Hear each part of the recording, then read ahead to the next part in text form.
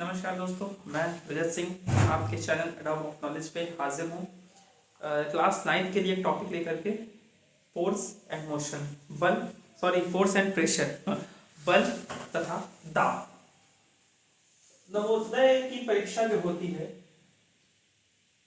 एक मिनट आप इधर ही आ जाओ।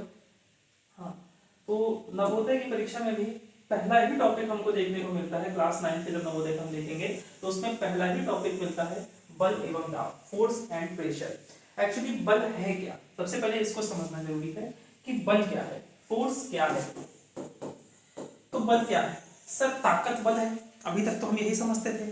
ताकत कैसे बल है सर? हम उनका पकड़ उठा पटक दिए ना, बस हमारे पास बहुत बल है, उनके पास कम बल है, यही बल है ना? ये बल नहीं है। बल अलग चीज है। बल क्या है? बल की अगर डेफिनेशन में हम जाते हैं, परिभाषा में जाते हैं, तो उसमें लिखा है बल वो वाह्य कारक है जो किसी वस्तु की स्थिति में बदलाव करता है या बदलाव करने की चेष्टा करता है। बदलाव का स्थिति का मतलब क्या है? स्थिति देखिए, कोई भी वस्तु की दो स्थिति हो सकती है। या तो वो वस्तु चलती हुई स्थिति में हो सकती है, या तो वो वस्तु रुकी हुई स्थिति में हो सकती है। जैसे हम हैं, हम रुके हुए हैं, तो ये हमारी कौन सी है स्थिति? कैसी है? रुकी हुई है। और अगर हम चल रहे हैं तो ये हमारी स्थिति क्या है? चलती हुई स्थिति है कि नहीं? तो स्थिति का मतलब ये है कि आज हमारी स्थिति यहाँ पर है, ये हमारा कह सकते हैं स्टार्टिंग पॉइंट है, और हमने इतना चला, यहाँ पर आके ये हमारा सेकंड पॉइंट है। ठीक है, तो जब हम वहां से यहाँ आए तो हमने क्या किया? बल लगाया। ठीक है, मान लीजिए कोई वस्तु है, वो वस्तु यहाँ पर है, ठीक है, और यहाँ पर कोई आदमी खड़ा हुआ है। ये आदमी खड़ा हुआ है, इसने इस वस्तु को यहाँ से चेंज करके इसको बी पॉइंट पर ले आया। इसी वस्तु को कहां पर ले आया? बी पॉइंट पर ले आया। तो ये क्या किया उसने? चेंज किया। क्या किया? इसकी स्थिति को बदला। जो पहले ये ए पॉइंट पे था, ए पॉइंट से लेकर के इसको कहां पर लेके गया? बी पॉइंट पर लेके गया। तो ये क्या लगाया उसने? बल लगाया। अर्थात कोई वाह्य चीज जब किसी चीज पर लगती है और उसकी क्या करती है? स्थिति को बदल देती है, तो उसे हम क्या कहते हैं? बल कहते हैं। क्या कहते हैं? बल कहते हैं। जैसे मान लीजिए ये पेन है, क्या है? ये पेन है, ठीक है। अब ये पेन है, ये पेन यहां पर रखा है, हमने इसको उठाया, उठा करके यहां पर वापस अपनी जगह पर रख दिया। तो क्या ये हमने बल लगाया? नहीं।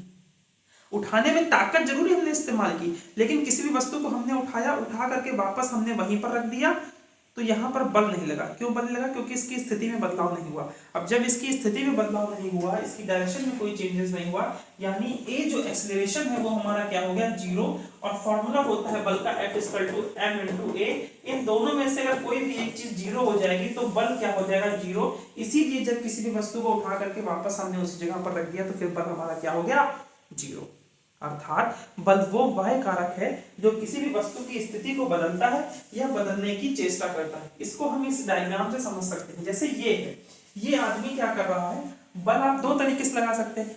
किसी भी चीज को अगर आप स्थिति को बदलेंगे, या उसकी कह सकते हैं कि उसकी जो चीज है जो जहां रखी है उसको एक तरह से दूसरे स्थान लेके जा सकते हैं, तो उसके दो ही तो काम हो सकते हैं। या तो आप उसको खींच कर लेके जा सकते हैं, और या तो आप उसको क्या करेंगे? धक्का देंगे।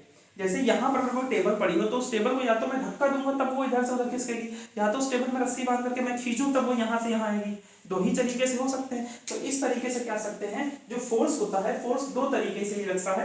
या तो हम उस वस्तु को खींचिए, या तो हम उस वस्तु को धक्का दें। तो दोनों में हम फोर्स अप्लाई कर रहे हैं। क्यों? क्योंकि हम उसकी स्थिति को बदल रहे हैं। जैसे ये आदमी इसको खींच रहा है, और खींच करके मान लीजिए ये इसका कोई ए पॉइंट था, ए पॉइंट से बी पॉइंट की तरफ ला रहा है, यानी ये वस्तु को यहां से यहां लाने का प्रयास कर रहा है। तो इसके बीच में जो अप्लाई हो रहा है वो क्या है? फोर्स है। और ये गाड़ी चुपचाप खड़ी थी, लेकिन ये बंदा आता है, उसको धक्का देता है कि यहाँ पर ये गाड़ी थी, यहाँ से यहाँ पर ये इसको धक्का देकर पहुंचा देता है।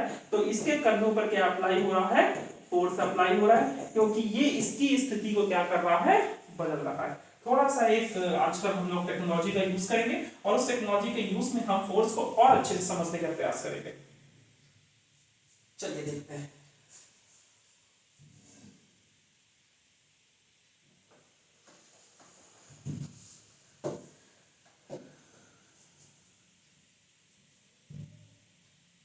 ये देखिए, ये आया, ठीक है।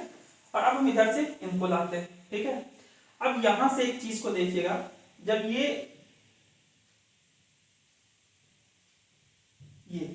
देखिए, ये दोनों अपनी तरफ खींच रहे हैं, ठीक है। खींचने के बाद भी यहाँ पर क्या हो रहा है कि अब जब दोनों, अब ये अपनी जगह पर है क्योंकि दोनों तरफ से फोर्स क्या हो रहा है, सेम अप्लाई हो रहा है। लेकिन जैसे ही हम इस आदमी को वापस इसकी तरफ भेजेंगे तब देखिएगा क्या होगा, ये इसकी तरफ जाने लगा। अब इसको रोकने के लिए हमने इसको खींचा, ठीक है, और फिर भी नहीं आया तो फिर अब इसको खींचेंगे। अब ये क्या करेगा, इसको वापस लाने की कोशिश करेगा, ठीक है। चीजें समझ में आ रही कि नहीं आ रही?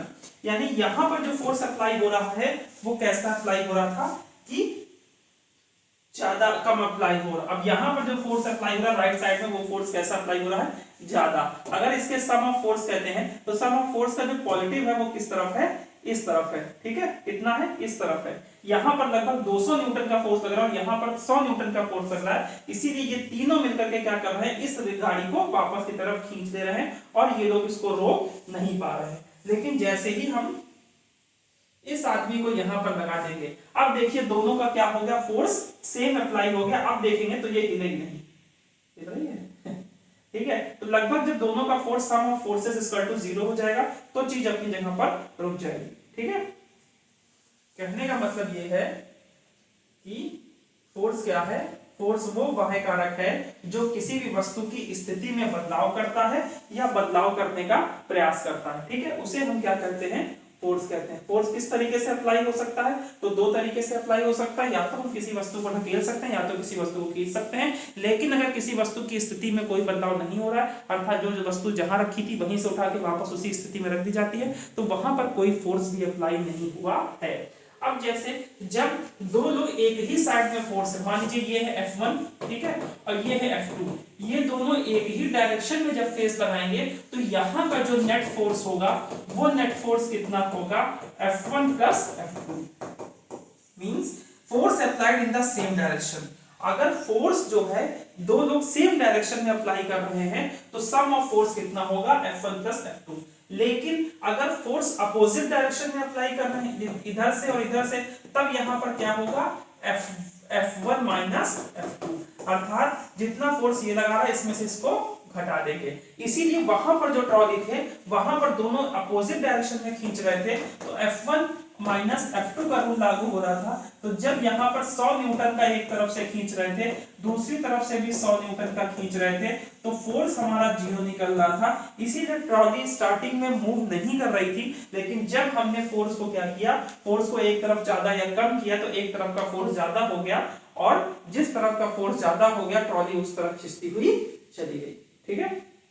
इतनी बात क्लियर है फोर्स क्या होता है। तो फोर्स क्या है, एक बार देख लेते हैं। इसमें भी क्या लिखा है, बल अर्थात फोर्स वो धक्का या खिंचाव है जो किसी वस्तु की स्थिति में परिवर्तन करता है या परिवर्तन करने की प्रवृत्ति रखता है। इसका मात्रक कौन सा होता है, बहुत इंपॉर्टेंट है, इसका मात्रक क्या है, न्यूटन। और सीजीएस पद्धति में इसका मात्रक क्या है, डाइन। एक्चुअली जो इसका फॉर्मूला होता है, जो सूत्र होता है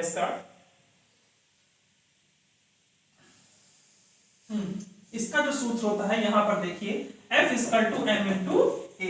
m यहां पर क्या है, मास, और a क्या है, एक्सेलरेशन। एक्सेलरेशन को कहते हैं त्वरण, ठीक है, त्वरण कहते हैं, अर्थात प्रति सेकंड किसी वस्तु में कितना बदलाव हो रहा है। तो F equal to m into a. m का यूनिट क्या होता है, m का यूनिट होता है किलोग्राम, और a का यूनिट क्या होता है, मीटर पर सेकंड स्क्वायर। अर्थात जब दो प्रकार की पद्धतियां होती हैं, आपको पता होगा, एक होती है एमकेएस पद्धति, एक होती है सीजीएस पद्धति। नॉर्मल चीजें तो मैं मान के चल रहा हूं आपको पता ही होगी। एमकेएस पद्धति अर्थात मीटर केल्विन और सेकंड, और यहाँ पर क्या होता है कि मीटर किलोग्राम सेकंड, और यहाँ पर क्या होता है कि सेंटीमीटर ग्राम सेकंड, अर्थात ये यूनिट बड़ी होती है, ये यूनिट छोटी होती है।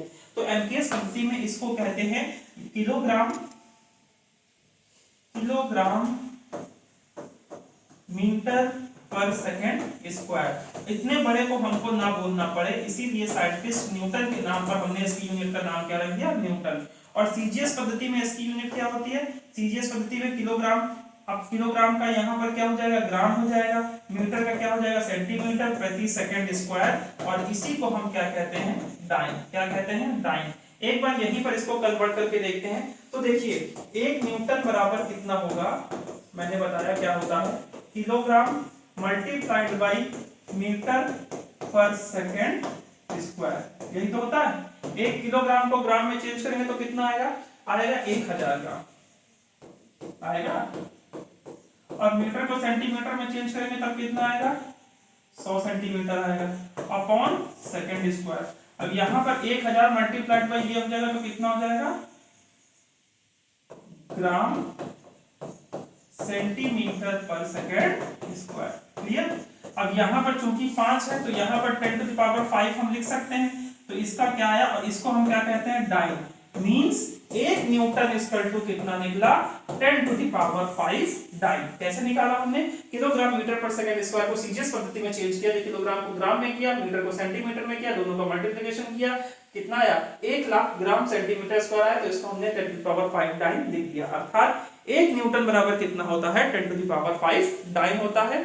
और बल क्या होता है, बल वह वाह्य कारक है जो किसी वस्तु की स्थिति में परिवर्तन करे या परिवर्तन करने की चेष्टा करे। अब प्रश्न आता है कि सर यूनिट हमने जान ली, 1 न्यूटन बराबर कितने डाइन होता है। एमकेएस पद्धति में इसको न्यूटन कहते हैं, सीजीएस पद्धति में डाइन कहते हैं। अब सभी सबसे बड़ा सवाल हमारे सामने ये आता है कि आखिरकार ये होता कितने टाइप का है, क्या, फोर्स।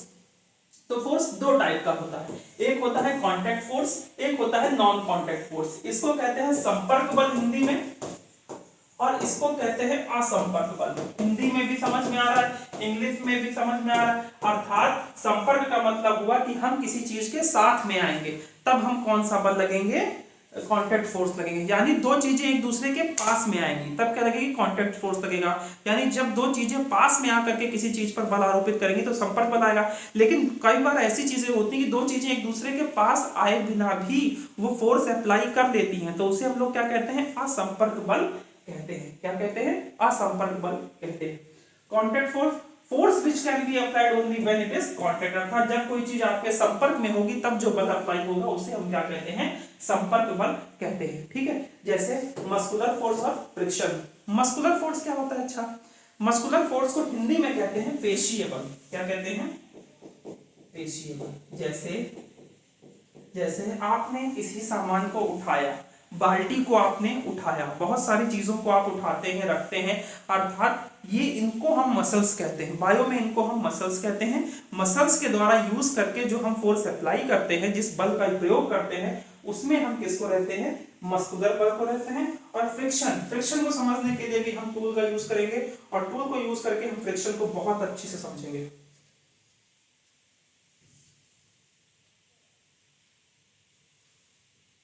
ये है फ्रिक्शन। ठीक है, अब मान लीजिए मैंने इसको बढ़ा दिया। अब ये देखिए, जैसे मैंने इस पे कोई लगाया, कितने का बल लगाया, 302 यूनिट का, तो ये देखिए इस पे चालू हो रहा है बल, है ना, अप्लाइड फोर्स 304। तो यहां पर चीज चल रही है और इसके बीच में एक बल अप्लाई हो रहा है, फोर्स अप्लाई हो रहा है। इसके और इसके बीच में एक फोर्स अप्लाई हो रहा है। इसको हम क्या कहेंगे, इसको हम कहते हैं फ्रिक्शन। क्या कहते हैं, फ्रिक्शन।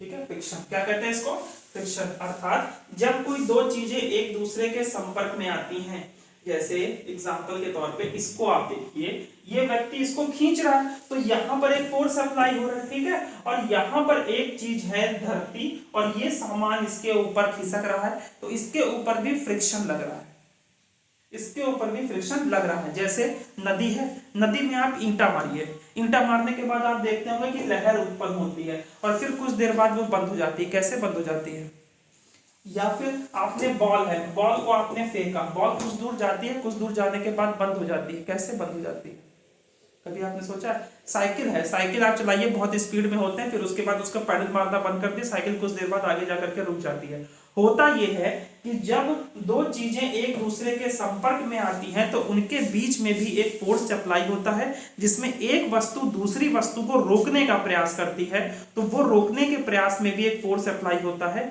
जिसको हम कहते हैं फ्रिक्शन फोर्स। ठीक है, जैसे ये क्या लग रहा है, फ्रिक्शन फोर्स लग रहा है। दोनों हाथों को मलिए, मलने के बाद गर्म हो जाता है, फ्रिक्शन फोर्स लगता है। फोर्स लगने से हम कह सकते हैं कि फोर्स लगने से एक प्रकार की एनर्जी भी उत्पन्न होती है जो हाथ को क्या कर देती है, गर्म कर देती है। इसको हम क्या कहते हैं, फ्रिक्शन फोर्स कहते हैं। ठीक है, इसके अलावा फ्रिक्शन फोर्स देखा तो हम क्या देख रहे थे, हाँ, कितने टाइप की होती है, 2 टाइप की होती है, मस्कुलर फोर्स, ठीक है, और दूसरा कौन सा होता है, फ्रिक्शन फोर्स। फ्रिक्शन फोर्स 2 संपर्क में आई हुई चीजों के बीच में जो बल लगता है उसको हम लोग क्या कहते हैं, फ्रिक्शन फोर्स कहते हैं। फिर नॉन कांटेक्ट फोर्स होते हैं। नॉन कांटेक्ट फोर्स क्या होती है? नॉन कांटेक्ट फोर्स वो होती हैं जो कई बार वस्तुएं एक दूसरे के संपर्क में आए हुए बिना भी फोर्स अप्लाई करती हैं। जैसे चुंबक के साथ तो आप लोग बहुत खेलते होंगे। चुंबक उठाइए, चुंबक को जब आप पास में लाते हैं तो चक से चिपक जाता है, लेकिन जब उसके पोल को जब उसको आप उल्टा कर देते हैं तो वो एक दूसरे के साथ भागता हुआ दिखता है। जैसे जैसे ये चुंबक है, अगर आप इसको लाएंगे तो चिपक जाएगा, जैसे ही एक को पलट देंगे तो ये एक दूसरे के अपोजिट भी जाने की कोशिश करता है कि नहीं करता है? तो उसको हम क्या कहते हैं? उसको हम क्या कहते हैं? इसको नॉर्थ पोल कहते हैं, साउथ पोल कहते हैं, वो बात की बात है, लेकिन मोटा मोटा हम आपको समझा रहे हैं कि क्या होता है कि दोनों एक दूसरे में चप से चिपक जाता है और फिर दोनों अलग अलग जाता है। तो जब दोनों को पास में लाइए, देखते हैं एक फोर्स अप्लाई हो रही है जो दोनों एक दूसरे के बीच में खींच रही है ना। चिपकाइए एकदम नहीं, थोड़ा दूर रखिए, तो एक फोर्स अप्लाई हो रही है। इन दोनों के बीच में आपको महसूस होगा कि कोई ना कोई बल लग रहा है जो दूसरे को अपनी ओर खींच रहा है। इसी बल को हम लोग क्या कहते हैं? मैग्नेटिक फोर्स कहते हैं, मैग्नेटिक फोर्स। इसके अलावा क्या होता है? Electrostatic force. इलेक्ट्रोस्टैटिक फोर्स को बहुत इजी आप लोग समझ सकते हैं, छोटे पे खेलते होंगे या अभी भी खेलते हैं, छोटे तो नहीं अभी आप लोग। जैसे कागज दिया, कागज के टुकड़े दिए, स्केल दिया, स्केल को थोड़ी देर घिसिएगा, घिसने के बाद ऐसे करिएगा तो कागज देखिएगा चिपक जाएगा आपके स्केल पे। कहेंगे जादू है, जादू नहीं है। एक्चुअली जब वो था वहां के आवेश, जहां वहां पे जो हर एक चीज में जो कण होते हैं वो कण आवेशित नहीं थे, लेकिन जब आपने रगड़ने से फ्रिक्शन हुआ, फ्रिक्शन से एनर्जी और जो कण थे वो आवेशित हो गए। आवेशित होने के बाद जब आप स्केल को वहां पर लेकर के गए तो जो उन आवेशित कणों ने जो आपके जो कागज के टुकड़े थे उनको क्या किया? अपनी ओर खींच लिया। क्या लगाया? बल लगाया, तभी तो खींचा। तो वो भी क्या है? फोर्स है, और उसे हम लोग क्या कहते हैं? Electrostatic force. इसके बाद आता है तीसरे टाइप का फोर्स जिसको हम लोग कहते हैं ग्रेविटी। हम लोग खड़े क्यों हैं, उड़ क्यों नहीं रहे? क्योंकि न्यूटन बब्बा ने कहा था कि दुनिया की कोई भी वस्तु होती है वो जब छोड़ी जाती है तो वो जमीन पर गिरती है, अर्थात दुनिया की कोई भी वस्तु होती है वो हर एक पृथ्वी हर वस्तु को अपनी ओर खींचने की कोशिश करती है। इसी को हम लोग कहते हैं गुरुत्वाकर्षण, गुरुत्वाकर्षण बल। जैसे इसको जब हम यहाँ से छोड़ेंगे तो ये नीचे की तरफ गिरेगा, ये क्या है? गुरुत्वाकर्षण। क्या कौन सा फोर्स है ये? गुरुत्वाकर्षण। अर्थात पृथ्वी की प्रत्येक वस्तु अपने चीजों को अपने केंद्र की ओर खींचने का प्रयास करती है। इसको हम लोग क्या कहते हैं? गुरुत्वाकर्षण। क्या कहते हैं? गुरुत्वाकर्षण। एक बार पढ़ लेते हैं कि हमसे कुछ छूटा तो नहीं है, उसके बाद दाब पे हम बाद में बात करेंगे। आज के लिए इतना ही बहुत है। तो हमने देखा कि बल व वायुकला के विचार जो किसी वस्तु को परिवर्तन करता है, परिवर्तन करने की चेष्टा करता है, इसका मात्रक न्यूटन और डाई होता है। न्यूटन का मात्रक किसमें होता है बच्चा लोग? एमकेएस पद्धति में, है ना, एमकेएस पद्धति में होता है, और सीजीएस पद्धति में इसका मात्रक क्या होता है? डाई होता है। ठीक है, 1 न्यूटन बराबर 10⁵ टाइम। कैसे निकला इसके बारे में हम बात कर चुके हैं। बल के प्रकार कांटेक्ट फोर्स होता है। कांटेक्ट फोर्स में दो वस्तुओं के बीच एक दूसरे के पास में आती हैं तब इनके बीच में बल लगता है। और फिर मस्कुलर देखते हैं जिसमें मांसपेशियों के कारण बल लगता है। जैसे किसी बाल्टी के पानी को उठाते समय जो बल लगता है, हम सांस लेते हैं, फेफड़े खुलते हैं, फेफड़े सिकुड़ते हैं, तो फिर इसको हम लोग क्या कहते हैं? इसको हम लोग कहते हैं पेशीय बल। क्या कहते हैं? पेशीय बल। इसके अलावा घोड़े, ऊंट, इन गधे, इन सब का हम यूज करते हैं, वे भी तो बेचारे मेहनत करते हैं, तो ये भी क्या करते हैं? प्रकार से मस्कुलर फोर्स के ही एग्जांपल में आते हैं। इसके बाद हमने क्या देखा? इसके बाद हमने फ्रिक्शन को देखा। फ्रिक्शन में सीधे सीधे लिखा हुआ है जब कोई वस्तु किसी दूसरी वस्तु की सतह पर, अर्थात एक ये वस्तु है, ये वस्तु है, इसके ऊपर जब फिसलती है या करने का प्रयास करती है तो उनके बीच में गति का विरोध करने वाले बल को हम क्या करते हैं? घर्षण बल कहते हैं। अर्थात जब कोई वस्तु गति में होती है तो उसको रोकने के लिए भी एक फोर्स काम करती है जिसको हम लोग क्या कहते हैं? घर्षण बल कहते हैं। और इसकी दिशा वस्तु के विस्थापन दिशा के विपरीत होती है। इसीलिए मैंने आपको बताया था कि बॉल रुक जाती है। इसीलिए मैंने आपको बताया था कि जब आप साइकिल चलाइए, पैडल मारना बंद करिए तो एक समय पर जाने के बाद साइकिल पूरी तरीके से रुक जाती है। ठीक है, अब ये दो तरीके की बल होते हैं। कौन से होते हैं? स्थैतिक घर्षण बल और क्या होता है? गतिक घर्षण बल। ठीक है, अर्थात एक तो होता है काइनेटिक और एक होता है, इंग्लिश में क्या कहते हैं? स्थैतिक घर्षण बल। जो भी हुआ, जब एक वस्तु दूसरी वस्तु के तल पर चलने का प्रयास किया जाता है तो गति की अवस्था में आने से पहले दोनों वस्तुओं के बीच, अर्थात जब कोई वस्तु रुकी हुई है फिर उसके बाद आप उसको गति की अवस्था में लाने का प्रयास करते हैं तो क्या होता है कि इन दोनों के बीच लगने वाले बल को क्या कहते हैं? स्थैतिक घर्षण बल कहते हैं। और गतिक घर्षण बल क्या होता है? जब एक वस्तु अन्य वस्तु की सतह पर गति कर रही होती है तो उसके बीच में जो बल लगता है उसे हम लोग क्या कहते हैं, गति घर्षण बल। अर्थात इनका कहने का मतलब ये है कि जब कोई वस्तु रुकी हुई अवस्था में हो तो उसको दूसरे तल के ऊपर रखी हुई है तो वो तल उसको रोके रखने का भी प्रयास कर रही है, तो उनके बीच में भी एक बल काम कर रहा है जिसको हम लोग क्या कहेंगे, स्थैतिक घर्षण बल कहेंगे। और जब कोई गति की अवस्था में, तो उसमें मैंने आपको बताया है कि जब कोई गति की अवस्था में है तो उनके बीच में भी एक बल काम कर रहा है जिसको हम लोग क्या कहें, घर्षण बल कहते हैं। इसके बाद नॉन कांटेक्ट फोर्स में हमने देखा, अर्थात आसपास आए बिना ही वो क्या कर रहे हैं, बल लगा देते हैं, जैसे गुरुत्वाकर्षण बल, चुंबकीय बल और स्थिरवैद्युत बल। चुंबकीय बल में बहुत अच्छे से मैंने समझाया है। स्थिरवैद्युत बल एक आवेशित वस्तु द्वारा किसी दूसरी आवेशित या अनावेशित वस्तु पर लगाया गया बल स्थिरवैद्युत बल होता है। जैसे स्केल को रखा तो उसमें क्या होगा, कण आवेशित होगा, लेकिन कागज के कण आवेशित नहीं थे तो इसने क्या किया, जो कण आवेशित नहीं थे उसको अपनी ओर आकर्षित कर लिया। ठीक है। गुरुत्वाकर्षण बल पृथ्वी प्रत्येक पिंड को एक दूसरे को अपनी ओर आकर्षित करता है और इनके बीच में लगने वाले बल को गुरुत्वाकर्षण बल कहते हैं। इसीलिए जब किसी वस्तु को छोड़ते हैं तो वापस कहां पर आती है, नीचे की तरफ आती है। ठीक है। उम्मीद करता हूँ फोर्स से संबंधित चीजें क्लियर हो गई होगी। अब इसके बाद हम प्रणोद को समझेंगे, दाब को समझेंगे और दाब के दैनिक जीवन में नियम को समझेंगे। दाब के क्या नियम होते हैं, फिर कुछ क्वेश्चंस होते हैं, क्वेश्चंस हम डिस्कस करेंगे, फिर उसके बाद हम अगले टॉपिक पे आएंगे। ठीक है। तो आज के लिए इतना ही। Thank you very much. Channel को सब्सक्राइब, लाइक, शेयर और बेल आइकन जरूर से जरूर दबाइए, जिससे हम इस तरीके का टॉपिक ज्यादा से ज्यादा आपके सामने लाते रहे। ठीक है। मैं रजत सिंह आपके सामने फिर से हाजिर होऊंगा प्रेशर को लेकर के, और फोर्स के टॉपिक को फिर से एक बार डिस्कस करते हुए फिर हम प्रेशर पे आएंगे और फिर इसके क्वेश्चन लगाएंगे। ठीक है। तो मिलते हैं अगले वीडियो में। Thank you very much.